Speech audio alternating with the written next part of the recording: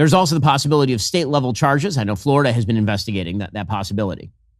Now, again, there are a wide variety of pieces of evidence showing that what Fauci was saying publicly while he was the head of the NIH was not comporting with what he was writing privately in his diary. So, for example, he was putting heavy pressure on the media not to report the idea that the Wuhan flu started at a lab, not at a wet market. And yet, he was writing January 26th, 2020.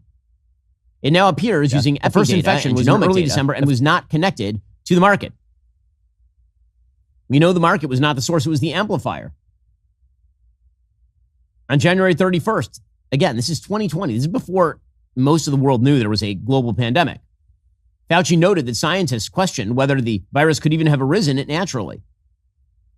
But by May, he was saying publicly that there was no scientific evidence the coronavirus was made in a Chinese lab, closing things down. When it came, Fauci told Batya Ungar-Sargon, when she was over at the Hill, that he didn't recommend locking anything down. But we know from his diary that's not true. He literally wrote in March of 2020 that he convinced Bill de Blasio and Gavin Newsom to close New York City and California down.